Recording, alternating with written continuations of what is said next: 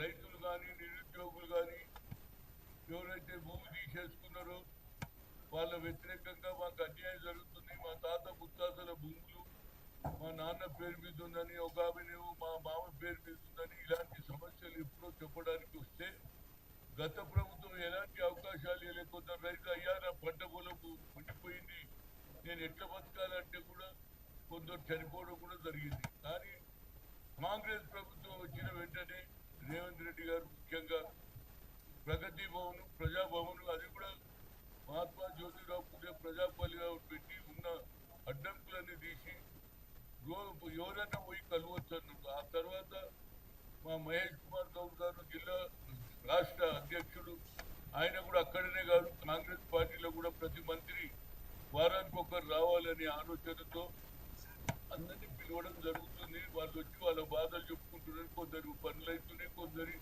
Pending లో ఉంటున్నారు. Pending లో అంటే ఇమీడియట్ గా గవర్నమెంట్ వాళ్ళు కొన్ని కేసులు, కొన్ని కోర్టులో కేసు ఉన్నప్పుడు దాని మీద మీరు ఏం చేయలేని పని. కానీ కొందరికి కలెక్టర్లకు అధికారాలు ఉన్నాయి, కొన్ని కోర్టులో కేసున్నా వాళ్ళు పేద ప్రజల గురించి వాళ్ళు లాయర్లు పెట్టుకోలేరు. కాబట్టి అలాంటి కేసులు కూడా గవర్నమెంట్ కూడా కొట్లాడాలనేది నా ఉద్దేశం. అదేవిధంగా ఇవాళ జరిగినటువంటి మా పిసిసి ఆదేశం ప్రకారం మరి ఇవాళ జరిగినటువంటి సమావేశంలో చాలా వరకు భూముల పంచాయతీ, అదేవిధంగా 2 బెడ్రూమ్ పంచాయతీ, కొందరు ఏమో మాకు ఒరిజినల్ డాక్యుమెంట్ ఉన్నది కానీ మాకు అక్కడ పెద్దదారులు రియల్ ఎస్టేట్ వాళ్ళు భయపెట్టించేసి మా భూములు తీసేసుకుంటున్నారు. ప్రభుత్వం కూడా పట్టించి ఒక ముస్లిం అతనైతే ఏడవనే మొదలు పెట్టాడు. అయ్యా ఇది నా దగ్గర అన్ని కాయిదాలు ఉన్నాయి, నేను ఇప్పటిదాన్ని నాకు పట్టా భూమి, ఇప్పటి వరకు నాకు పట్టాలు ఇస్తలేరని ఆవేదనతో సంస్థను చంపండి, లేకపోతే నన్ను పోలీసు అరెస్ట్ చేయండి, నేను అందులోనే జైల్లోనే వస్తా అని చెప్పడం జరుగుతుంది. దీనికి కారణం ఏంటంటే వాస్తవాలు చెప్పాలంటే పక్క రాష్ట్రమైనటువంటి కర్ణాటకలో ఇలాంటి ఇన్సిడెంట్ చాలా తక్కువ ఉన్నాయి, మన దగ్గర ఈ ఇన్సిడెంట్లు ఎక్కువ ఉన్నాయి. దీనికి కారణం ఏంటంటే ఆ రోజులలో ఏది తెలంగాణ ఉమ్మడి ఆంధ్రప్రదేశ్ లో ఉన్నప్పుడు ఆనాడు ఏది పటేల్ పట్వారీ సిస్టమ్ ఉండే. పటేల్ పట్వారీ అనేవాడు ఏముంటుండే, ఆ ఊళ్ళోనే ఉంటుండే, ఆ ఊళ్ళోనే ఎవరి భూమి సర్వే నెంబర్ ఎవరిది, ఎవరి భూమి ఎవరి ఇల్లు అని తెలుస్తుండే. కానీ ఆయన బీసీల గురించి బాగా పోరాడిండు. కానీ ఆయనకు ఎవరో ఒకరు మరి తెలిసి చెప్పిర్రా తెలియక చెప్పారు, సార్ ఈ భూములంతా దొరలు ఈ పటేల్ పట్వారీలే తినేస్తున్నారని ఆయనకు తప్పుడు సమాచారం ఇవ్వడం వల్లనే ఇవాళ ఇన్ని తగాదాలు అవుతుంది. ఏ ఊర్లో ఉండేటోడు పటేల్ కానీ పట్వారీ కానీ అక్కడ ఉన్న సర్వేర్ కానీ అక్కడే ఆ ఊర్లోనే ఉంటుండే. కాబట్టి వాళ్ళు ఎలాంటి తప్పుడు పని చేయకపోతురు. అరే తద్దరమై నర్సరెడ్డి తద్దరా లేకుంటే అహ్మద్ హుసేన్ తద్దరా ఎవరు భూమి ఉన్నా వాళ్ళు తప్పులు చేయదు. ఏ సర్వే నెంబర్ ఉంటే అదే సర్వే నెంబర్ ఉంటుండే. ఇప్పుడు కొత్తగా ఏమైతుందంటే ధరణి అనే కార్యక్రమంలో ఇలాంటి అవకాశాన్ని తీసుకొని ప్రతి ఒక్కరు కూడా తండ్రి పేరున్న అత్త పేరున్న పక్క భూమిని ధరణిలో మార్చేసుకొని ఒరిజినల్ ఏదైతే మన పట్టా కాయిదం ఇవ్వాలని నాకు తెలుసు. ఒక ఇష్యూలో నేను పోయిన పేపర్లో వచ్చినుండే ఆల్మోస్ట్ 1.5 ఇయర్ బ్యాక్ సూర్యాపేట పోయినా, ఏది మన ప్రభుత్వం రాకముందే అక్కడికి పోయి నేను చూసిన ఏదంటే ఒక అమ్మాయి పేరుకోల అమ్మాయి, ఆమె నా మామ పేరు మీద ఉంది భూమి నాది అని ఎరుకలో అక్కడక్కడ పనులు చేసుకొని పోతే పక్కకు ఉన్నటువంటి వేరే ఎవరైతే బీసీ నాయకుడు ఆ భూమి 2 ఎకరాల 12 గుంటలు 5 గుంటలు కబ్జా చేశాడు. నేను ఇప్పటికి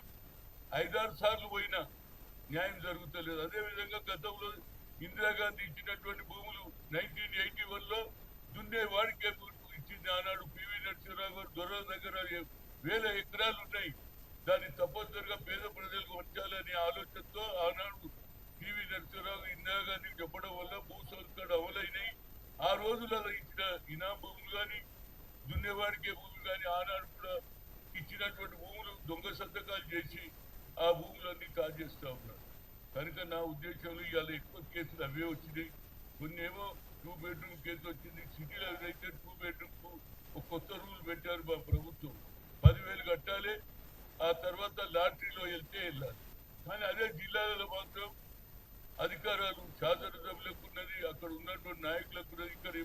అధికారం లేదు. ఏదంటే లాటరీలు వెళ్తేనే జరగాలి. కొన్ని ఆ లాటరీలో కూడా 10,000 కట్టాలి.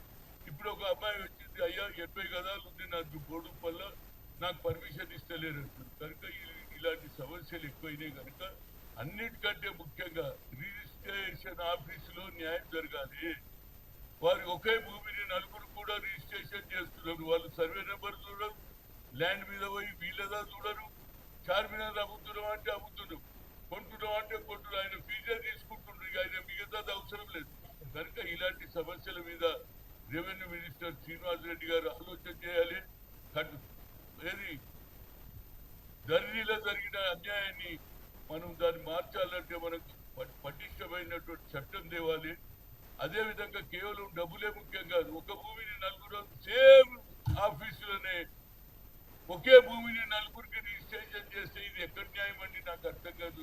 మా అంబర్పేటలో కూడా అదే జరిగింది. ఒక భూమి నలుగురికి అమ్మిండు, నలుగురు అదే ఏదైతే రిజిస్ట్రేషన్ ఆఫీసుల్లో వాళ్ళు సర్వే చేయాలి. సర్వే నెంబర్ అది దీన్ని ఎందుకు రిజిస్ట్రేషన్ అదేం చూస్తలేదు సార్. మాది ఒకటే, మేము రిజిస్ట్రేషన్ చేస్తాం, డబ్బులు తీసుకుంటూ ఉంటాం. అందులో కూడా మార్పు రావాలి.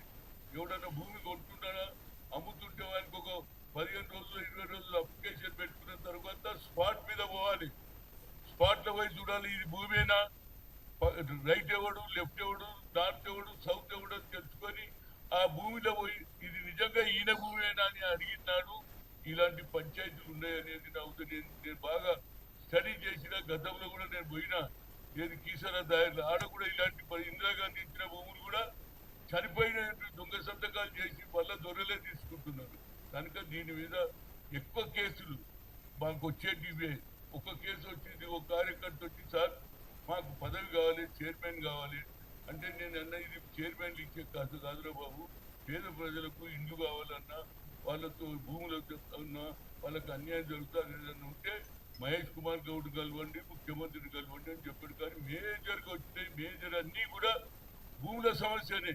కొందరైతే ఏండ్ల తరబడి తిరుగుతున్నారు, ఇల్లు అమ్మిండ్రు, వాకిలు అమ్మిండ్రు, కానీ కోర్టులు కూడా తిప్పే కార్యక్రమం ఉంది. కింది స్థాయిలో ఎప్పటి వరకు అయితే గట్టినటువంటి లా తీసుకొస్తే, గతంలో ఏముంటుంటే పటేల్ పట్వారి తప్పు చేయకపోతుంటే అరే నేను చేస్తే ఊరోళ్ళంతా తద్దురనే భయపడుతుంది. ఇప్పుడు ఏమైంది, ఎంఆర్ఓలను పెట్టుడు, ఎంఆర్ఓ పోతున్నాడు, సర్వే నెంబర్ 23, 24 చేస్తున్నాడు, ఇక వాడు తిరుగుతూనే ఉంటాడు. మళ్ళీ ఇంకోసారి ఎంఆర్ఓ వస్తాడు. అంత కరప్షన్ జరుగుతుంది. కాబట్టి దీంట్లో ఏదైనా మార్పు జరగాలి. అన్నిటికంటే రిజిస్ట్రేషన్ ఆఫీసులో ఎవరైనా పెట్టుకున్నా, హనుమంతరావు పెట్టుకున్నా, అదేవిధంగా మసూదన్ పెట్టుకున్నా, కొన్నటోడు ఉన్నా, అమ్మేటోడు ఉన్నా, ఆ స్పాట్కి పోయి ఇది నిజమైన ఆయన భూమి అని చూసుకున్న నాడే న్యాయం జరుగుతుంది. లేకపోతే కర్ణాటక ఇలాంటి ఇన్సిడెంట్ ఎక్కడ లేవు, మన దగ్గరనే ఎక్కువనే. కాబట్టి దానికి తప్పనిసరిగా శ్రీనివాస్ రెడ్డి గారు అంటున్నాడు ఏదో మార్చేస్తుంటుంది. కానీ 1.5 year అయిపోయింది. ఇవాళ కూడా ధరణి చేసిన తప్పులే సరిదిద్దలేకపోతున్నాం. ఎందుకంటే కలెక్టర్ గారి చేతిలో కొన్ని ఉన్నా తప్పనిసరిగా న్యాయమైన ఇస్తూ ఉంటే పట్టాలు వాళ్ళకి ఇస్తే ఇలాంటి తగాదాలు ఉండవు. పాపం పేద ప్రజలు తిరుగుతూ నాకే బాధ అనిపిస్తుంది. ఒకడైతే ఏడుస్తుంది ముస్లిం తెలుసా, నేను ఎన్నేళ్ల తిరుగుతున్నా, నా భూమి కేసులో నడుస్తుంటే వీళ్ళు రిజిస్ట్రేషన్ ఎట్లా చేస్తారంటుంది. ఇంతకంటే అన్యాయం ఉన్నదా? కోర్టులో కేసు తెలుసుకోవాలి కదా, ఈ సర్వే నెంబర్లో కేసు ఉన్నదా తెలుసుకోకుండా నువ్వు రిజిస్ట్రేషన్ ఎట్లా చేస్తావండి? ఇలాంటి తప్పులు జరుగుతున్నాయి. కాబట్టి తప్పులు నాకు అవకాశం ఇచ్చాను. నేను ఎన్నో రోజుల నుంచి నేను చూశాను, అన్యాయం జరిగిపోతున్నది ధరణిలో అని చెప్పిన. కానీ భూభారతి వచ్చింది, భూభారతిలో కఠినమైనటువంటి సెక్షన్ పెట్టి రిజిస్ట్రేషన్ ఆఫీసులో ఒకే భూమి ఎప్పటికప్పుడు అది ఇవాళ ఇంతకుముందు అంటే టైప్ చేసేది కాపీది ఇప్పుడు కంప్యూటర్లో కొట్టేస్తే వచ్చేస్తుంది. ఫలానా సర్వే నెంబర్కు ఇంతకుముందు రిజిస్ట్రేషన్ అయింది, అది కూడా చూస్తలేరు రిజిస్ట్రేషన్ ఆఫీసులో. కేవలం తీసుకోవడం, వాళ్ళకు రిజిస్ట్రేషన్ చేయడం జరుగుతుంది. కాబట్టి ఇవే ఎక్కువ సమస్యలు ఉన్నాయి. ఏదైనా రాష్ట్ర ప్రభుత్వం ముఖ్యంగా రేవంత్ రెడ్డి గారు ఏది డెవలప్మెంట్ చేయాలి, మూసీ కానీ ఏది న్యూ సిటీ కానీ అదేవిధంగా స్పోర్ట్స్ సిటీ కానీ ఆయన బాగా చేస్తుంది. కానీ భూముల తగాదాలు కొంత, ఎందుకంటే నేను adviser to the OBC upliftment పోయిన నేను గురుకుల స్కూల్ చూశాను. ఎంత బాగున్నదంటే షూ మేమే ఇస్తున్నాం, బూట్లు మేమే ఇస్తున్నాం, బట్టలు మేమే ఇస్తున్నాం, బెడ్షీట్ మేమే ఇస్తున్నాం, ఆఖరుకు బ్రేక్ఫాస్ట్ కూడా మేమే ఇస్తున్నాం. నేను నిన్న పోయి నుండి మహబూబ్ నగర్ లో పక్కన ఏది మహాత్మా జ్యోతిరావు వాళ్ళు బాగా తీసుకుపోయినాం. అక్కడ చూసిన అందరు పిల్లలందరూ సంతోషంగా ఉన్నారు. ఆడేందుకు కూడా స్థలం ఉంది. పిల్లలు కబడ్డీ ఆడుతున్నారు, ఖోఖో ఆడుతున్నారు, వాలీబాల్ ఆడుతున్నారు. కనుక ఇవన్నీతో పాటు ఈ భూమి సమస్యనే ఎక్కువైంది.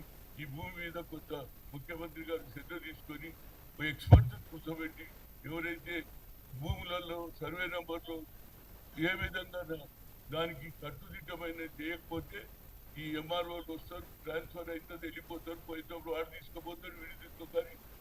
ఒరిజినల్ రైతు మాత్రం అన్యాయం జరుగుతుంది.